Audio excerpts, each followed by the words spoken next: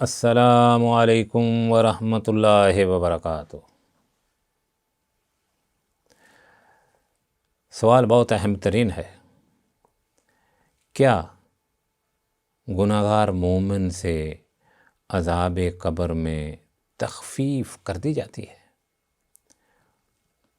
مومن گناہگار ہے تو کیا اس کا عذاب جو ہے اس کو کم کیا جاتا ہے قبر میں کہ نہیں؟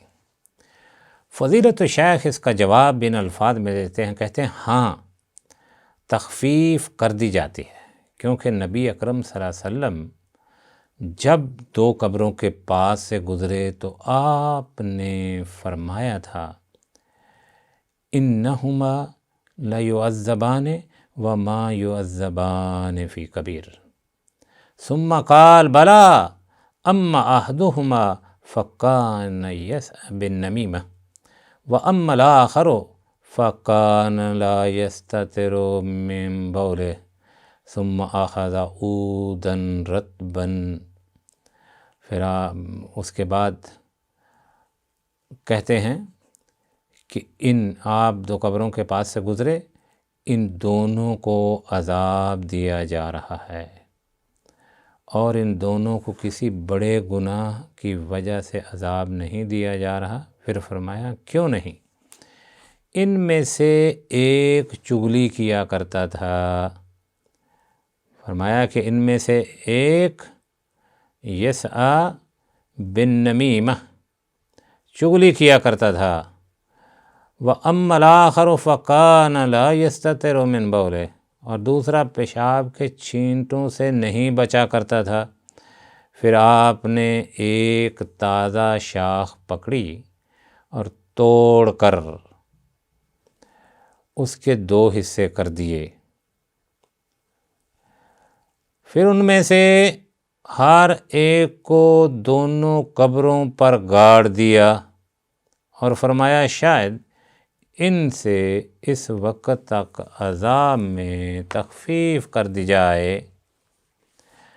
جب تک یہ دونوں شاخیں خشک نہ ہوں۔ یہ عمل اللہ کے نبی صلی اللہ علیہ وسلم نے کیا، اور یہ حدیث جو ہم نے آپ کے سامنے بیان کی ہے صحیح بخاری کی ہے اور صحیح مسلم کی ہے۔ یہ حدیث اس بات کی دلیل ہے کہ عذاب میں تخفیف کر دی جاتی ہے، لیکن سوال یہ ہے کہ ان دو شاخوں کا عذاب دیے جانے والے، سوال یہ ہے کہ ان دو شاخوں کا عذاب دیے جانے والے ان دو شخصوں کے عذاب میں تخفیف سے کیا تعلق ہے؟ ان دو شاخوں کا عذاب دیے جانے والے ان دو شخصوں کے عذاب میں تخفیف سے کیا تعلق ہے کہ دو یہ شاخیں گاڑ دی گئی ان کی قبروں پر، ان کا عذاب سے کیا تعلق ہے؟ یہ کہنا چاہتے ہیں شیخ۔ اس کا ایک جواب تو یہ ہے کہ یہ دونوں شاخوں نے خشک ہونے تک اللہ کی تسبیح بیان کرنی تھی، اور تسبیح میت کے عذاب میں تخفیف کا سبب ہے۔ پھر اس علت سے جو بہت بعید ہے، لوگوں نے یہ فرع بھی نکالی ہے کہ انسان کے لیے مسنون ہے کہ وہ قبرستان میں جا کر تسبیح پڑھے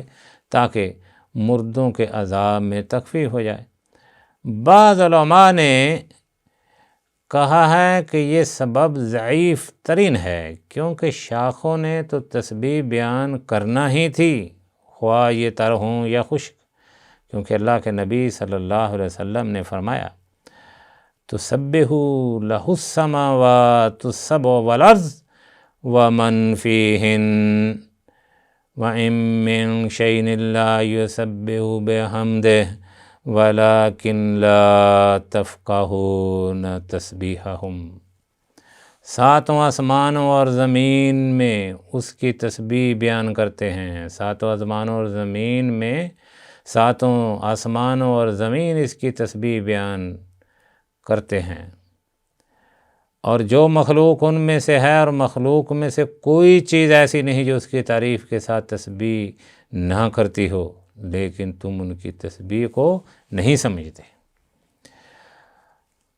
اور رسول اللہ صلی اللہ علیہ وسلم کے سامنے کنکریوں کی تسبیح سنی گئی، حالانکہ کنکریاں خشک ہیں۔ تو سوال یہ ہے کہ پھر شاخوں کے گاڑنے کا سبب کیا ہے؟ سبب یہ ہے کہ رسول اللہ صلی اللہ علیہ وسلم نے اللہ تعالیٰ سے امید کی کہ وہ ان دو شاخوں کے خشک ہونے تک ان سے عذاب میں تخفیف کر دے گا، یعنی یہ مدت کوئی زیادہ طویل نہیں ہے، اور آپ نے ان دونوں کے فعلوں سے ڈرانے کے لیے کیا۔ آپ نے ان دونوں کے جو افعال ہیں ان سے ڈرانے کے لیے کیا، کیونکہ ان دونوں کے فعل بہت برے فعل تھے، جیسا کہ روایت میں ہاں یہ بڑا گناہ ہے کہ ان میں سے ایک شخص پیشاب کے چھینٹوں سے نہیں بچتا تھا، اور جب وہ پیشاب کے چھینٹوں سے نہیں بچتا تھا تو گویا طہارت کے بغیر نماز پڑھتا تھا، اور دوسرا چغلی کرتا اور بندگان الہی کے درمیان فساد ڈالتا تھا، نعوذ باللہ من شر، اور وہ ان میں عداوت اور بغض پیدا کرتا تھا۔ تو یہ بہت بڑا فعل ہے، لہٰذا زیادہ مناسب یہی بات معلوم ہوتی ہے کہ ایک وقتی شفاعت تھی اور مقصود امت کو ان برے کاموں کے انجام سے ڈرانا تھا۔ یہ بات نہ تھی کہ رسول اللہ صلی اللہ علیہ وسلم کی ان کے بارے میں دائمی شفاعت میں بخل سے کام لیا۔ بعض علماء نے اللہ تعالیٰ انہیں معاف فرمائے جو یہ کہتے ہیں کہ مسنون ہے کہ انسان قبر میں کوئی تر شاخ یا درخت وغیرہ لگا دے تاکہ صاحب قبر کے عذاب میں تخفیف ہو، تو یہ استنباط بہت بعید ہے، اور حسب ذیل اسباب بحث یہ ناجائز ہے۔ کہتے ہیں ہمارے سامنے یہ بھی منکشف نہیں ہوئی بات کہ شخص کو ہمیں یہ بھی نہیں پتہ چلتا کہ یہ قبر جس پر ہم درخت گاڑ رہے ہیں، شاخیں گاڑ رہے ہیں، اس کو عذاب ہو بھی رہا ہے کہ نہیں، جبکہ نبی اکرم صلی اللہ علیہ وسلم دونوں کے عذاب کے بارے میں معلوم تھا۔ پھر اس کے بعد کہتے ہیں ہم اگر ایسا کریں گے تو میت سے برا سلوک کریں گے، کیونکہ ہم نے اس کے بارے میں یہ سوء ظن قائم کر لیا کہ اسے عذاب ہو رہا ہے۔ ہمیں کیا معلوم، شاید وہ جنت کی نعمتوں سے شاد کام ہو رہا ہو سکتا ہے کہ مغفرت کے کثیر اسباب میں سے کسی سبب کی وجہ سے اللہ تعالیٰ نے اس کی موت سے پہلے اس کی مغفرت فرما دی ہو، اور جب وہ فوت ہوا تو معاف کیا جا چکا، اور وہ مستحق عذاب ہی نہ ہو۔ ہم تو اس لیے گاڑ رہے ہیں کہ اس کو عذاب ہو رہا ہے۔ یہ استنباط ان سلف صالحین کے مذہب کے بھی خلاف ہے، جو لوگ اسے زیادہ اللہ کی شریعت کو جاننے والے تھے، یعنی جب حضرت صحابہ اکرام اللہ صلی اللہ علیہ وسلم میں کسی نے یہ کام نہیں کیا تو ہم یہ کام کیوں کریں؟ اللہ تعالیٰ نے اس سے بہتر بات کی طرف ہماری رہنمائی فرمائی۔ چنانچہ نبی اکرم صلی اللہ علیہ وسلم جب کسی میت کی تدفین سے فارغ ہوتے تو آپ وہاں کھڑے ہو جاتے اور فرماتے صحابہ سے استغفروا لأخیکم واسألوا لہ بالتثبیت فإنہ الآن یسأل، اپنے بھائی کے لیے استغفار کرو اور اس کی ثابت قدمی کے لیے دعا کرو، کیونکہ اس سے اب سوالات کیے جائیں گے، اور دعا کرو کہ اللہ رب العزت اس کو ثابت قدم رکھے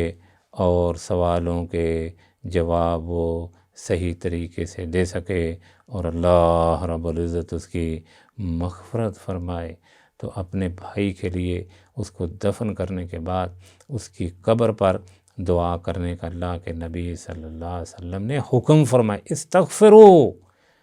لأخیکم، اپنے بھائی کے لیے دعا کرو، استغفار کرو، اللہ اس کے گناہوں کو معاف فرما کے اس کو جنت میں اعلیٰ مقام عطا فرمائے۔ کام وہ کرنا جو سنت کے مطابق ہو، سنت سے ہٹ جائیں گے، بدعات ہوں گی، میت کو نہ زندہ کو کوئی ثواب، کوئی فائدہ نہیں ہوگا۔ السلام علیکم ورحمۃ اللہ وبرکاتہ۔